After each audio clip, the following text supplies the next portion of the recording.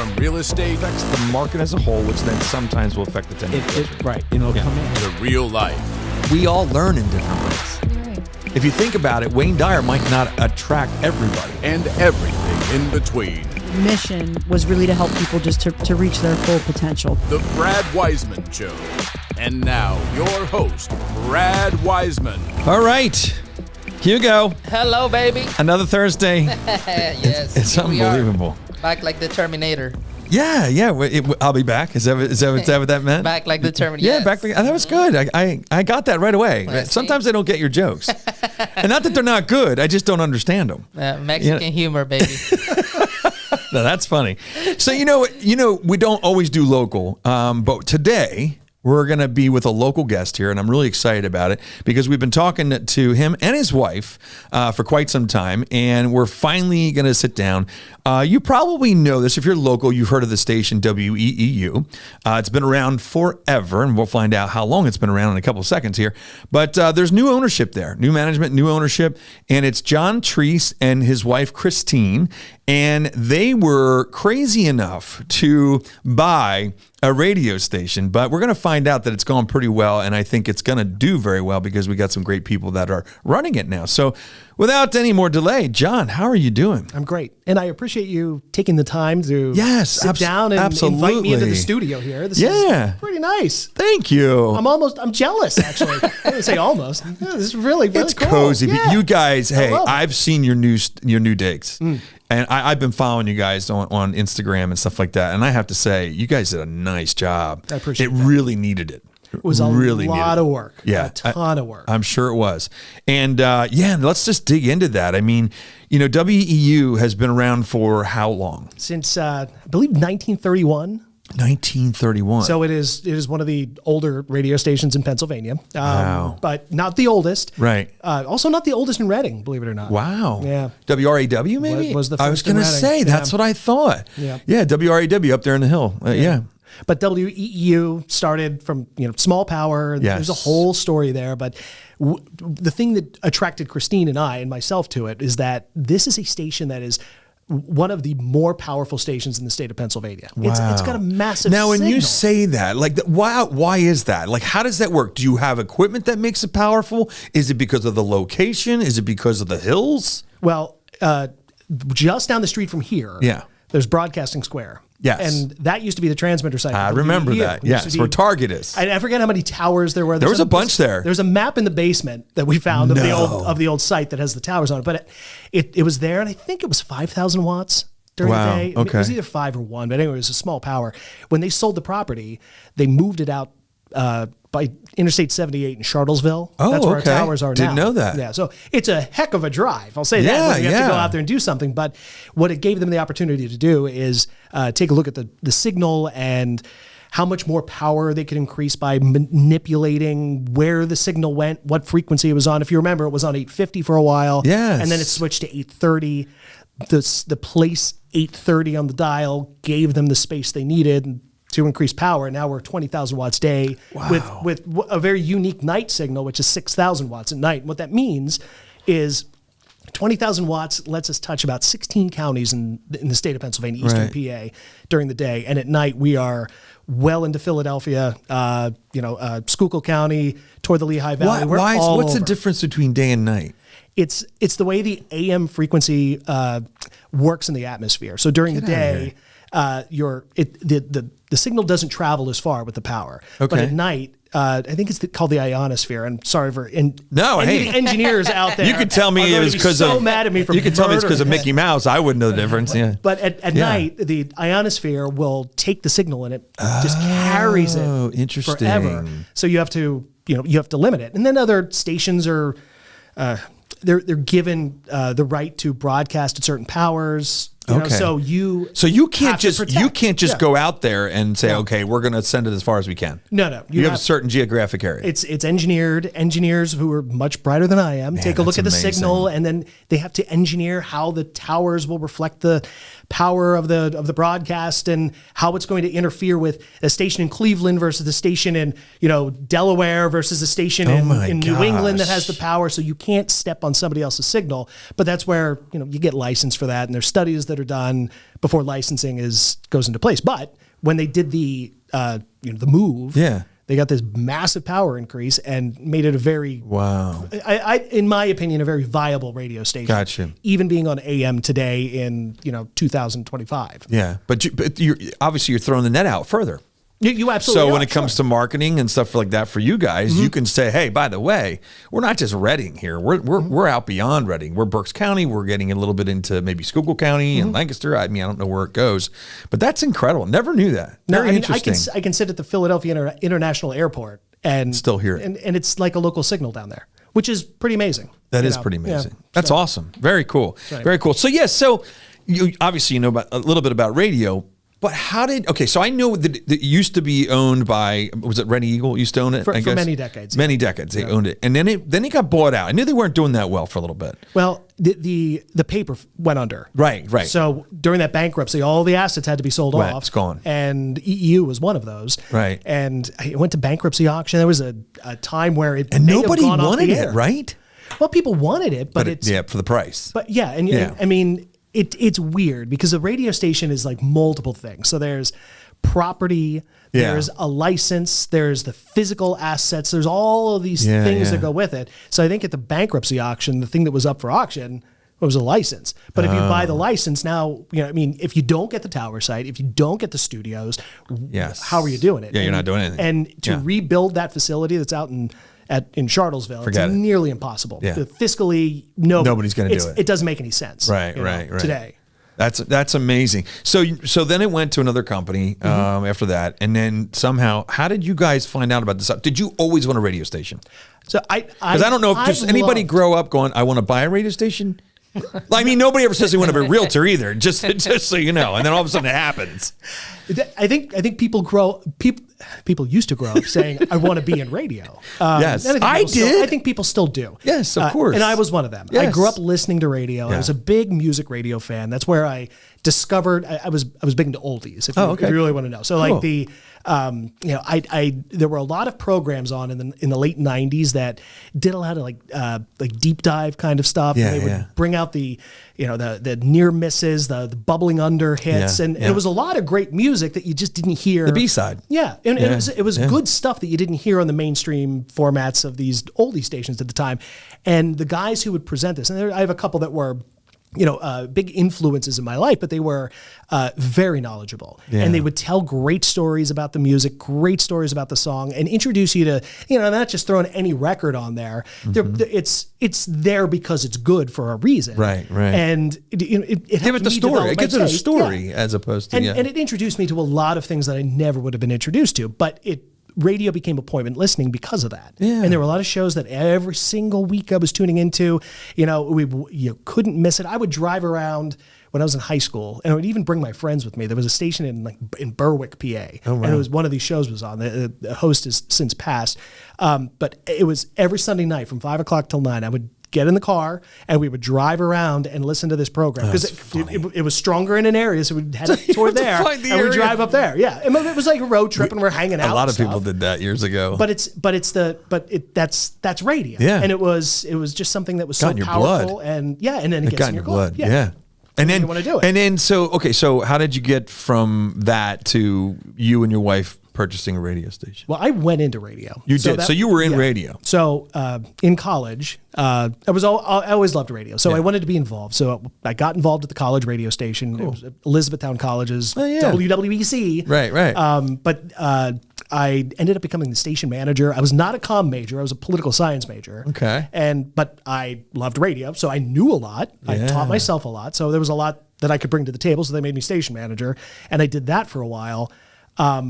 And then one day I saw there was like a part-time job post on the wall from one of the real FM stations in town. Oh, wow. And it was Warm 103 in York. And, we're not that far from York at the time. But I remember as a kid, that was one of the stations that one of the shows we would listen to. We would tune it in. I'm driving around with my mom, and I would remember listening to this show on Warm 103. And I figured, I'm going to apply and see what happens, not thinking anything of it. Yeah. Sure enough, I get a call from the PD. I get to go down and meet him, see this radio station. And wow, that's cool. I've driven by it a million times. It was just this dream come true. Oh, yeah. But then they actually hired me. And and I didn't even know what to, I didn't So know now what you're to like, do. oh no. Well, yeah, absolutely. I'm owned now. Yeah. So, and this is back in the day where, and radio's changed a lot. You know, back then, Didn't you have the carts and stuff? Did you have I didn't did you have them? carts, but Okay. we were playing CDs. There were still carts in the building. Yeah. But we still had we had CDs. The music was on CD. Yeah. Commercials were on the computer. But it's one of those things where what I was saying. This is what I was saying. The radio's changed because it was at the time when everything was staffed. Yeah. So I got the overnight shift on the weekends. Yeah. So I was 12 a.m. to like 6 a.m. Saturday morning and Sunday morning. All my friends are out partying and stuff. I'm playing the best variety of soft rock. Cool. Trying to stay awake. Yeah, that's tough. But standing in front of that microphone for the first time, realizing that this massive signal, I'm in charge of it. And Yeah. people are out there listening, and it's, even though it is the overnight, people are consuming it. Yeah. And the phones would ring and all this stuff. But it was one of those things where, I would stand outside of the radio station after the shift was over and say, like, I cannot believe I'm getting paid to do this. Because it's so fun. Because it's so much fun. Yeah, And yeah. I've never lost that. So Yeah, good for you. I worked there for a number of years and never got out of radio. Helped out with some local stations in Montgomery County and just stayed involved. I've done, some internet stuff just to, on a hobby side, but Hey guys, I want to take a second and thank Comfort Pro. Since 2001, Comfort Pro has been helping customers stay comfortable where they live, work, and play. They have 24/7 emergency service and a 100% customer satisfaction guarantee.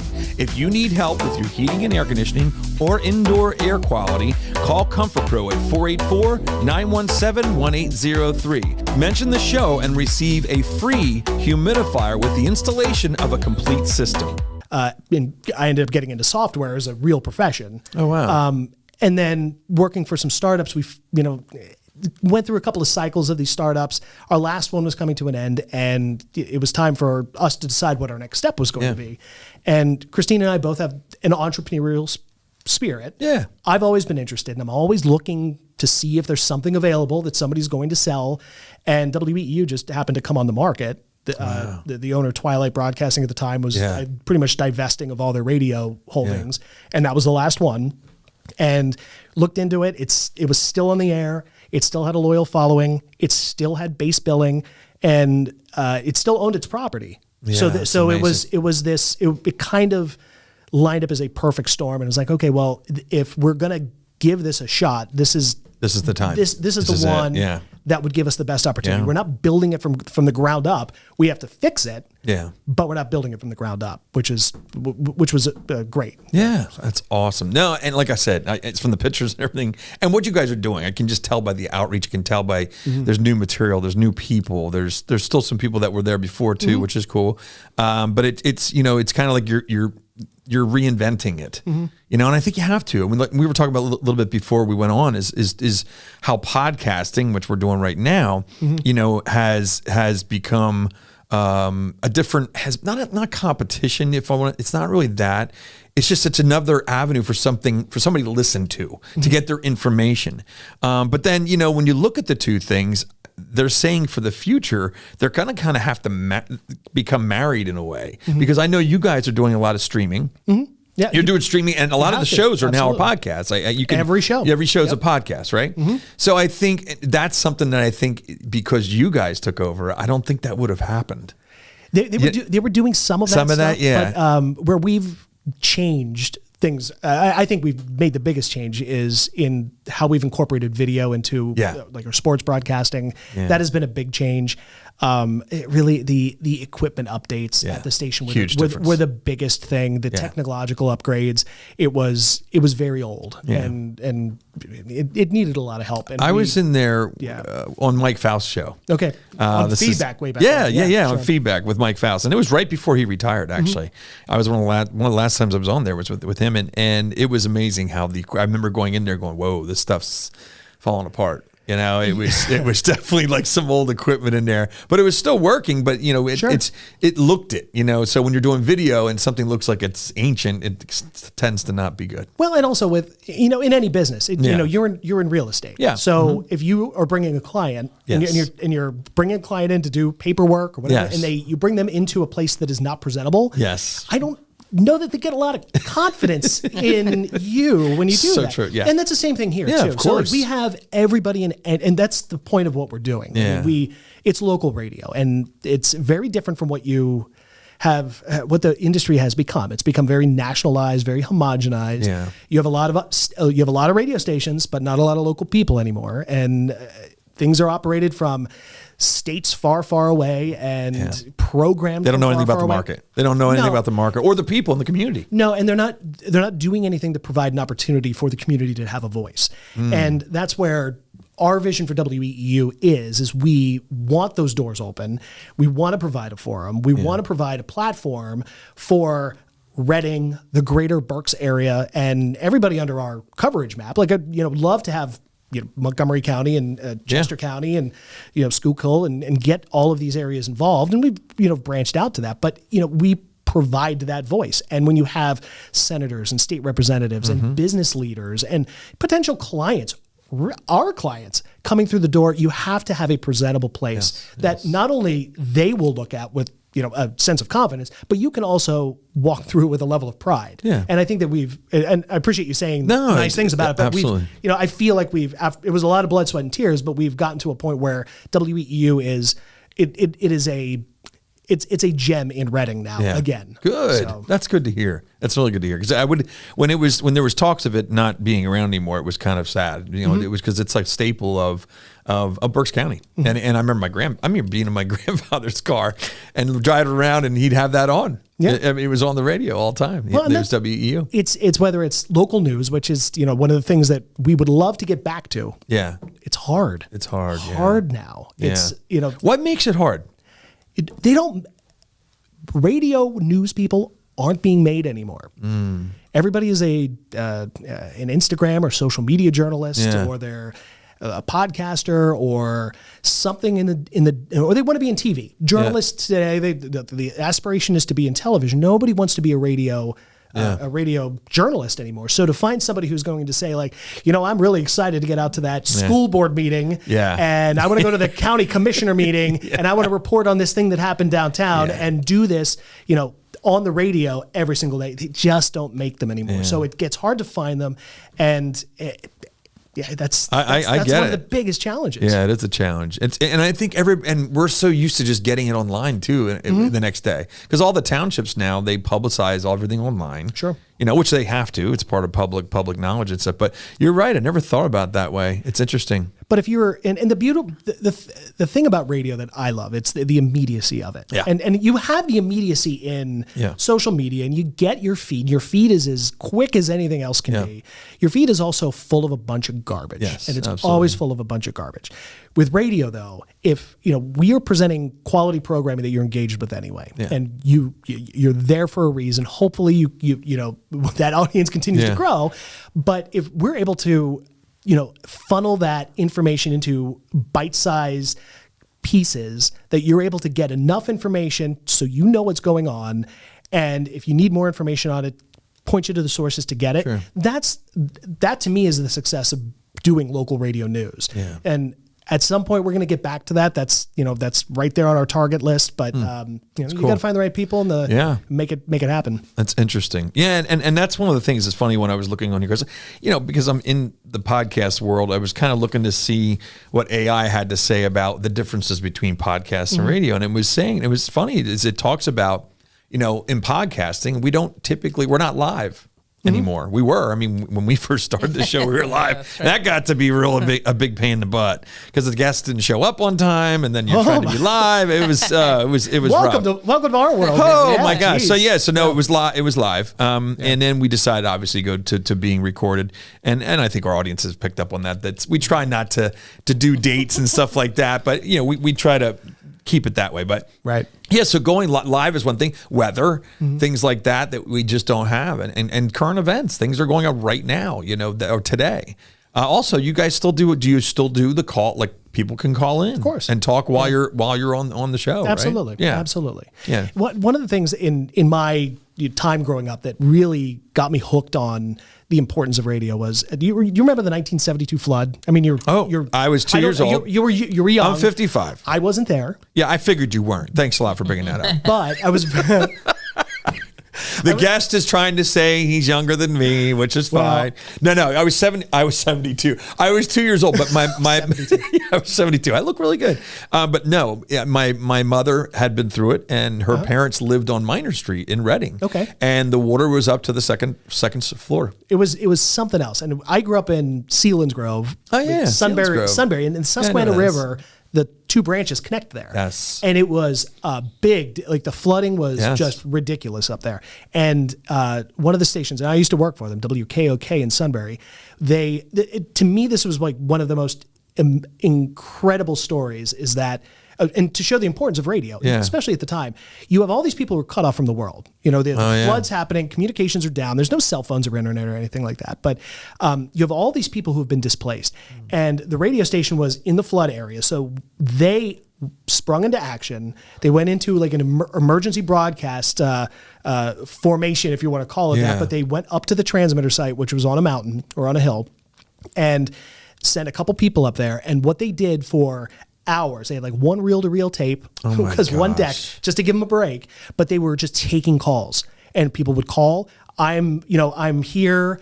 If my family's looking for me, I'm safe. I'm here. Or this person has an extra room available. If you need this, this is over here. You know, and it was the power of that lifeline that radio provided. I have the audio tapes of it, and it's just it gave me chills. That's cool. But to me, that's the importance of radio, and that's the thing that I think really differentiates what radio can be versus the podcasting platforms and some of the other stuff that you're doing. Because with like feedback, for example, when something happens, now there's a forum for people to call in and ask questions. People to call in and talk, and if they need to get something off their chest, within reason, they get things off their chest. But it's a great way to get have a litmus test of what's going on in the area and see what people are actually thinking. No, I agree. It's cool. No, it's I like that. That's what I like about the talk radio platform. So what's your vision? I mean, you guys have been doing this for how long? Since February of 2024. So we're pushing 2 years. Yeah. So, wow. That's great. So what's your vision? Like what are some of the things you're like, man, we want to do this, implement different things? I mean, I know you've been implementing a lot of things. You said something about a new afternoon show possibly coming up, I think is what you had somebody written on here. Yeah, we're in the process of the end game of what we're trying to do is provide local content and as much of it as we can possibly do. And right now we're live with Mornings with Mike from 6 until 9, and very popular. He has a great following and he's been doing it for a long time. He's a staple. Yeah. We have Feedback, which has been on since forever. Jack Holcomb was the Feedback. That's what my grandfather listened Mike to. Faust there. Now Bill Saunders has been on for over 4 years now. And in every one of those incarnations had its own different flavor, but Feedback is a very popular program. We had a great ratings book this last it was the spring book. Very popular. But it's all about local content. We tried something in the afternoon that didn't work, and now we're in the process of workshopping a new program because we need another bookend for our local programming. So if we can get from 6A until 6P and have the majority of that be live, local, produced right here in Reading, then we're in a great spot. That's awesome. We've added a lot of other programming too, including some, we talked about sports, and WEEU for the longest time has had a very robust and very high quality sports program, local high school and football and basketball. And we've taken it to another level by adding video coverage to all of the games that we do. So not only do you get to hear Bob McCool, sports, Berks County Sports Hall of Famer, Bob McCool do his calls. And he does a fan. If you haven't heard him, you gotta tune it in. He does a great job and really pays honor to these kids. That's an art, man. It's hard. When I listen to sportscasters, I always think, how in the world do they have all that information in their heads and pull it out when they need it? I just don't understand. It is a skill that I do not possess. Neither do I. And the amount of respect that I have for Bob for being able to do it. Well, and it's one thing because you have, to get off on a tangent, that's right. Merrill Reese, for example, follows the Eagles, and he's got a lot of stats on the Eagles, and he does his research on the other team, and he'll know what's going on there. For Bob, it's a different pair every single week. Yeah. We're not following one. It's because we have 16 counties to cover. We're trying to cover Berks as best we can. Crazy. So we do our game of the week, but he's covering different teams every single week. He must love it, though. He has to have a passion for it. He lives and breathes it. Because there's no way Are your kitchen and bathroom remodels a little overdue? Well, now's your chance to call First Response Contracting. John Sellers will take care of you. 484-256-7136. They do residential and commercial, and they're licensed and insured. Give them a call at 484-256-7136. Like, I can talk about real estate pretty much all day. Sure. Because I've done it for 33 years. Yeah. But it's the same kind of thing. Like, you know, when you know your topic, but I still look at that with sports and I just like, it blows my mind. Yeah, I don't know how he does it. Blows my mind. It's No. incredible. So being able to bring the video to that, and Yeah, that's cool. And from an advertiser supported perspective, it gives everybody an opportunity to consume it. There's no subscription. It's all free. Everything is accessible, and that's the other thing about radio is that it is free. And everybody can consume it. Yeah. Anybody. There's no restrictions. And you know, with our everything that we add beyond this, the podcast, the video content, whatever, it's the whole point is to make it available. And there's no paywall, none of that kind of stuff. No, you know, passwords to log into, any of that kind of stuff. But that was a big thing. We brought in a sports director who used to work with me in Lansdale at a radio station, and he brought on an extension of sports.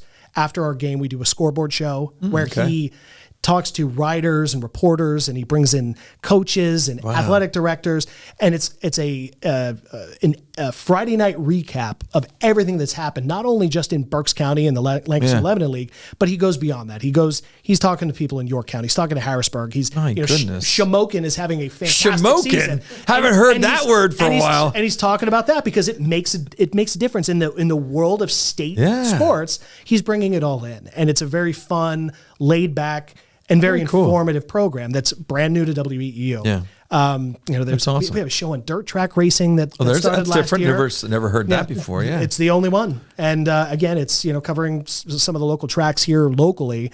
And as that is growing, it continues to expand too. So it's about finding these, you know, the content that's not available and giving it a platform and expanding on it as much as we possibly can. So what about a real estate show? I mean, come on, you got to get a real estate show going. You have my phone number, right? I can get you. Actually, we've talked. Yeah, we've talked. We've talked. It might happen at some point. I have a question. If there's someone out there listening or watching to this, and they think they got the talent, they feel passionate about talking, and they want to test their hand or get your feedback on how they do on radio, being a radio host. Sure. Like you say that they don't make them anymore. They're not popping up. How can they do that? Like How an can somebody audition, you do mean? that? Like, so yeah, like an sort audition. of like an audition to see if they got the talent, if they got the goods to be a. You can always reach out. I mean, our door is always open. It's a matter, you know, we're That's here, cool. and that's a nice thing too. Is as I say that they don't make them anymore. They make people who really want to be in radio. We have there's at least 2 Gen Zers on our staff right now, and they're fantastic people. And they all came in with this passion and love for what they do, and it's in radio. And if you told me that there was going to be somebody who was born after the year 2000 that would want to be in radio, I would have told you you're out of this world. But they're here.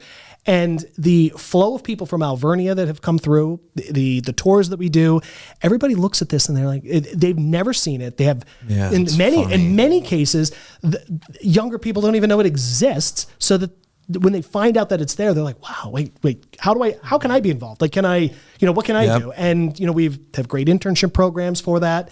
You know, we've hired people out of our internship programs, and, you know, please come and see us because we'd love to talk to you. Our kids, my kids probably have no idea. Like, I got to tell you, Catherine Carson, do you have any clue what a radio station is? I'm serious, because everything's on everything's satellite, everything's XM, Sirius XM. So you start to think, like, I don't think they even know. I think they actually learned when I got an old radio from a house that I was going to sell, and I had it refurbished, and the only station it gets is WEEU.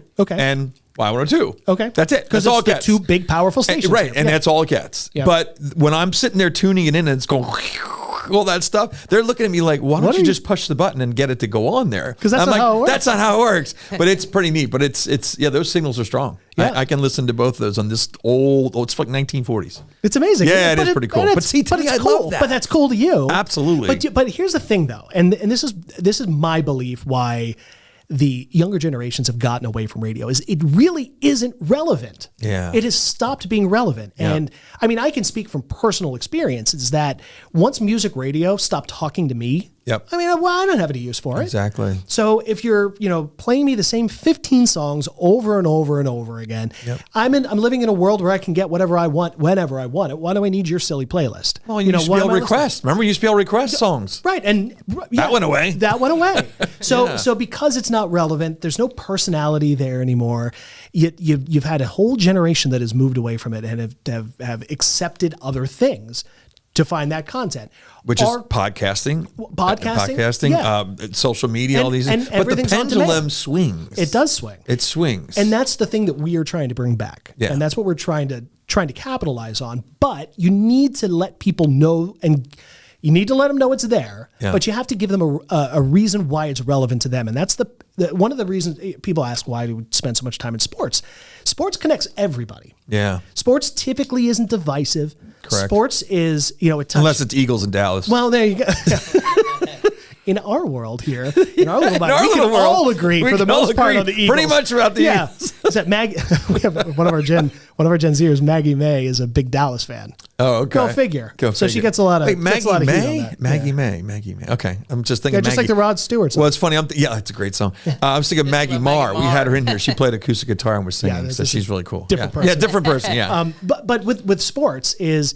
When we are at these games and we're doing the interviews, we're a legitimate part of the media. And when somebody comes up to you with a WEEU mic flag and a WEEU shirt on, they've been calling your game. It's been, we were at your practice. We were, sharing content with you on social media. And there you are, you're, quarterback or whoever, your player of the game or your coach is being interviewed. Or we're bringing you into the studio for the Slice of Sports program as part of your team to talk about being an athlete and stuff. Now it's relevant. Now it's something that is important to you, is important to your friends, is important to your family, and it's only available there. Yeah. And that's what makes it special, and that's what makes it click. The more of that we do, the more younger people are going to realize, hey, there is something here, and give us a shot. And I mean, you listen to talk radio. Yeah. I got myself introduced to talk radio and fell in love with it. Yeah. And I didn't listen to talk radio before, but once I discovered it and I found the things I liked, I was hooked. Yeah, it's all you need though. Absolutely, especially for local content. I was thinking of something you could do too for the schools. I don't know why I'm always thinking like outside the box on different things. But talking about sports, what about going into the schools when they have their shows, like their musicals, and afterwards actually interviewing them? Oh, we've been stars of the shows. No, we've been talking about doing.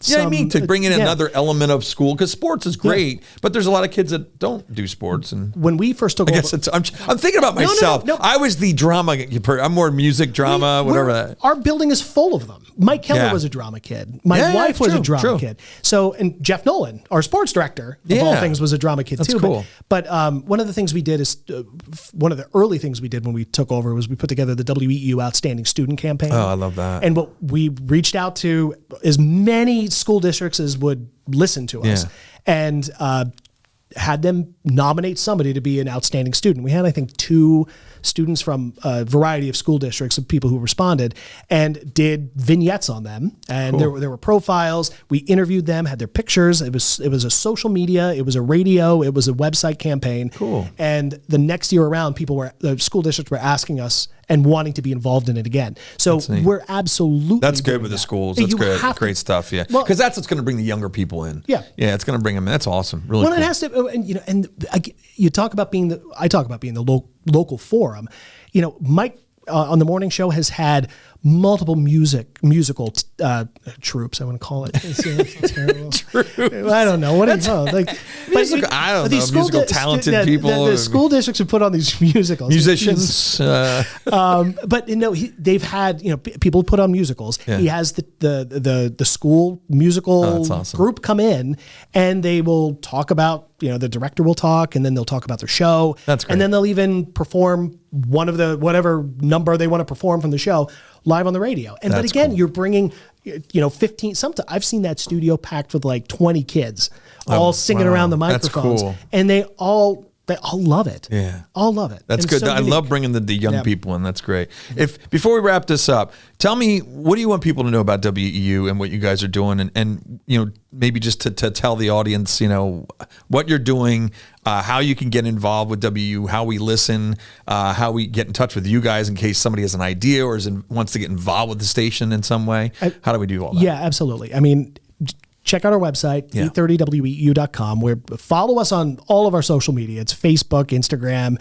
We're on X. We're on TikTok. Yeah. Would you believe that? I just got back I'm on too TikTok. old for TikTok. I just got back on it because Really? I heard we're going to be buying it. The US so you're is going to be buying it. allowed to do it again. So there Well, you go. I got out of it because once they said that it wasn't going to be around, I'm like, why am I putting all this time into this? So this morning I started my TikTok again for the Brad Wiseman Show. We're back on. Well, and you can follow WEU there. So Yeah, follow absolutely. I us there. will. I think I already did, actually. I know you did. Yeah, I thought I already appreciate did. that. Thank you.